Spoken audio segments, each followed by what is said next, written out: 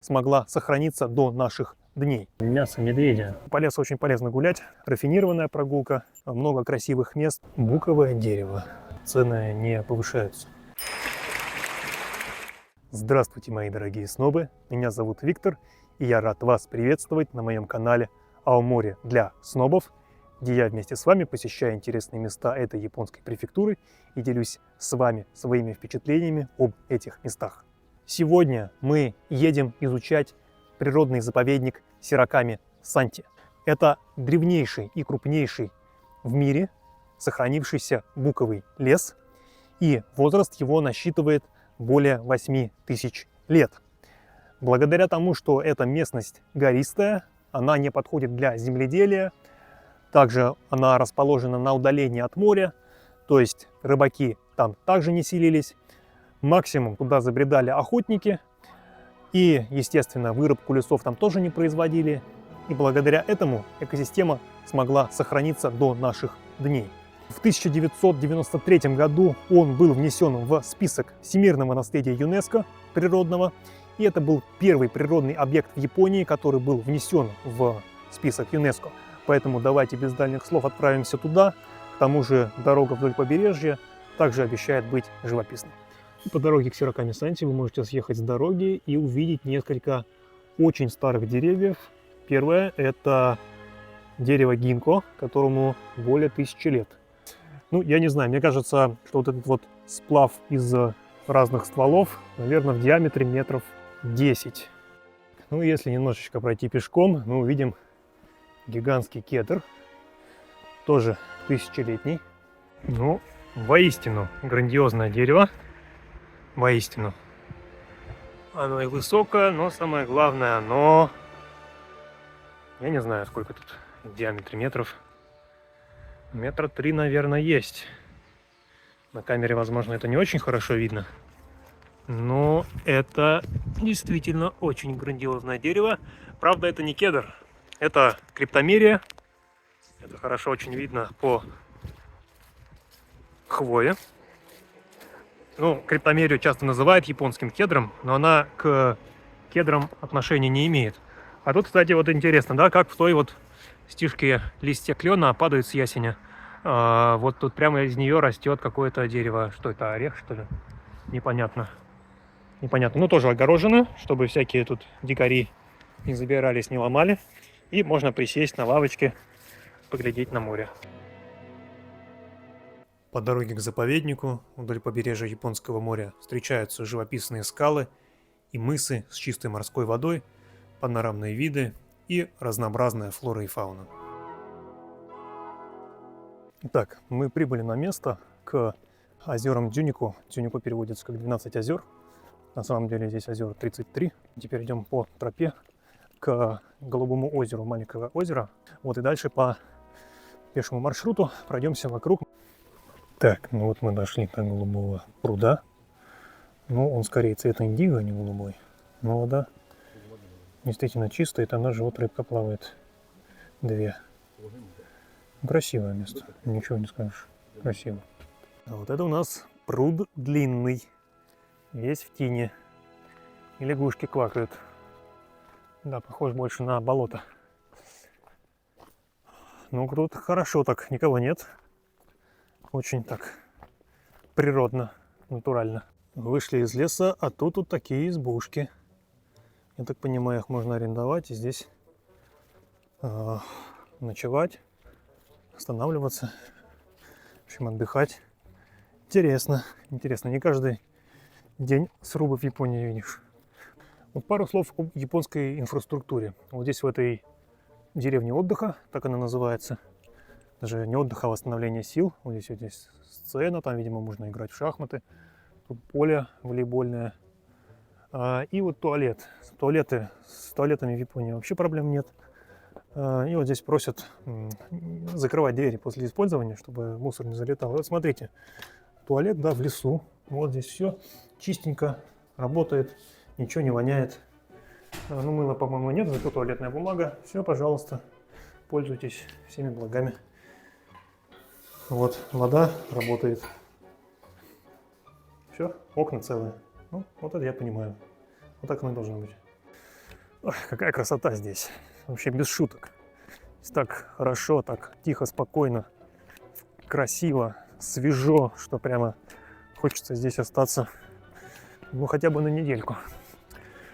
Да, вот такие леса, дикие, с высокими деревьями. Нечто подобное можно, например, увидеть на Кавказе. Там тоже есть буковые рощи. Но с точки зрения инфраструктуры, конечно, тут небо и земля, конечно, небо и земля. Вот. Ну, вообще по лесу очень полезно гулять. Всем рекомендую, если у вас такая возможность есть. А вот здесь дюжина фотографов ждут какую-то особую птичку, которая должна прилететь, такая оранжевая, красивая, и они ее все сфотографируют.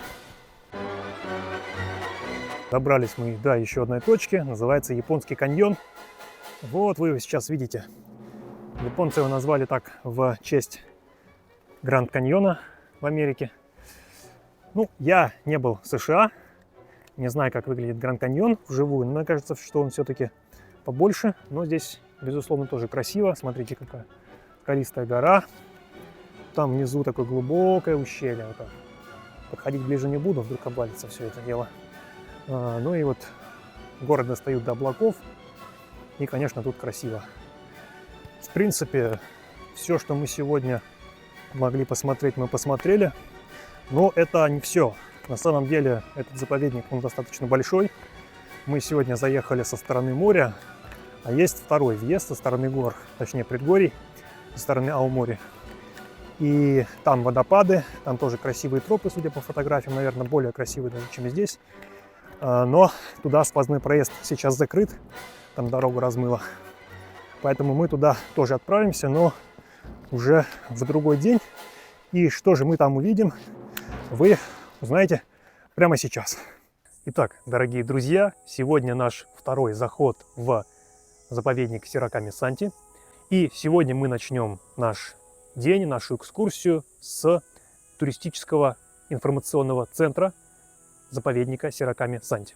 В Японии, в принципе, в каждом заповеднике и в каждом значимом туристическом месте есть информационный центр, где вы можете взять всякие брошюрки, распечатанные маршруты, получить исчерпывающую информацию об этом месте и заказать экскурсии. И сегодняшний наш туристический центр состоит из двух частей. С одной стороны это сувенирная лавка, там кафешка, и там же можно заказать экскурсию на автобусе-амфибии по водохранилищу. А здесь можно попробовать мясо медведя. Вот кумадон за 1500 йен. А с другой стороны, за моей спиной, находится музей, где можно вообще узнать больше об этом буковом лесе.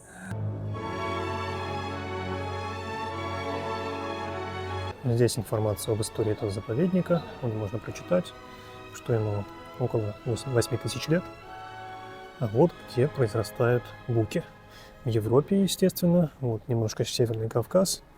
И в Азии, на территории Японии, Китая, ну и в Северной Америке. А вот это вот буковое дерево, ну, точнее его макет.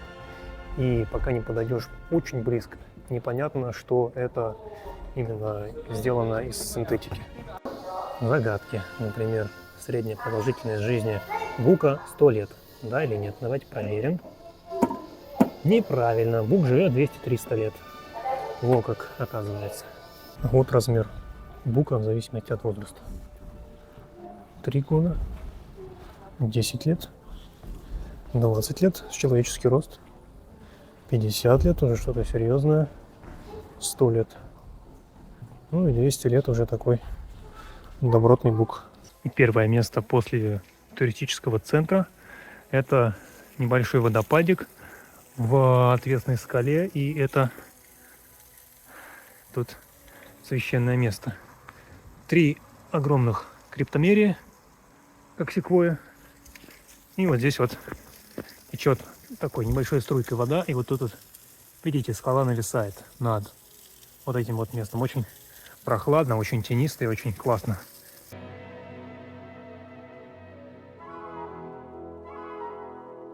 Следующая остановка тоже недалеко. Это дамба. с небольшим водохранилищем. Да, тут красиво, конечно, с высоты всегда красиво. Вот смешанный лес. Но я думаю, что осенью и зимой здесь еще красивее. Вот смотрите как. Вон она как фонтанирует все, да? Дорога здесь, конечно, красивая вдоль водохранилища. Что-то такое уральское или сибирское напоминает. И мало народу. Тихо, спокойно. И птички поют. Итак, мы прибыли на первую станцию непосредственно самого заповедника Сираками-Санти. И сейчас мы пройдем по самому простому и популярному маршруту буковых лесов, который займет не больше часа. Вот такой вот вход на маршрут. А вот в этом домике находится туалет. К сожалению, путь к водопадам сейчас закрыт. Говорят, что там еще снег остался с зимы, не растаял и опасно. Но есть обычный путь, и мы сейчас по нему пойдем.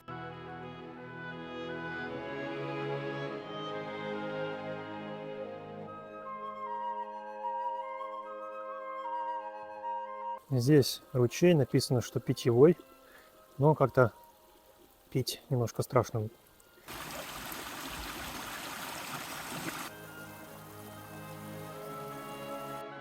Итак, могу сказать про этот маршрут. В целом симпатичный, красивый лес, интересные ущелья. Так что туда можно погулять, хотя в целом ничего особенного. Перед продолжением пути надо подкрепиться. И что мне нравится в Японии, что даже в туристических местах или, например, в аэропортах цены не повышаются. Итак, доехали мы до второй точки, по гравийке. Мы здесь одни. Сейчас где-то предстоит путь, наверное, полчаса в одну сторону и полчаса обратно. И вот у нас почти сразу большое буковое дерево. Оно такое растет в одиночестве, видимо, очистили тут для него территорию. И написано, что это будет следующим деревом. В общем, бук-папа будет. Да, сейчас на другом конце маршрута сегодняшний, нынешний бук-папа, а это будет следующий. Смотрите, как тут солнышко пробивается. Смотрите, какая красота, да? Так, ну мы уже практически дошли до папы бука. Если я правильно понимаю, то вон перед нами, но написано, что есть опасность падения этого дерева. Вон оно уже, считай, мертвое. Поэтому дальше, к сожалению, пройти нельзя. В общем, второй маршрут оказался более адреналиновый, поскольку он очень безлюдный и шанс встретиться с медведем здесь гораздо выше. Ну и он такой более опасный. Это уже не рафинированная прогулка. А тут уже надо все-таки и обувь подходящую, и подходящие штаны, одежду и так далее надевать. И вот, собственно, ради чего мы сюда так далеко ехали и шли. Перевал Цугару. И с него виден как раз хребет Сираками-Санти. Там вот гора Сираками, одна из них. И, как правило, главной фотографией этого заповедника является вот этот вот хребет с этой точки снятый, правда снятый по весне, когда там еще есть снег и, естественно, не против солнца. Вот, его хорошо видно. Ну, а здесь у нас стоянка автомобильная, на которой тоже никого нет, и избушка, где должен быть туалет. Ну, туалет, как всегда, все чистенькое, все аккуратно, унитазы, туалетная бумага. Это ж сюда приезжают кто-то, видимо, каждый день, чтобы здесь прибираться, все в порядке содержать. Это ж через вот этот вот по гравийке несколько километров. Ну, Япония, что сказать, для людей сделано. Ну, здесь, конечно, хорошо, красиво и спокойно. Итак, друзья, вот такой получился репортаж, несколько новый для меня, для этого канала. Мне лично было интересно это снимать, поэтому я это и снял. Поделитесь, пожалуйста, в комментариях, что вы думаете о таком формате, интересно ли вам было это смотреть. И могу в целом сказать, что я доволен этим заповедником. Здесь так душевно, очень красивая природа, настоящая, много красивых мест. Поэтому, если у вас есть такая возможность, то обязательно сюда приезжайте и насладитесь всеми красотами, которыми нас одарила природа и которые удалось сохранить.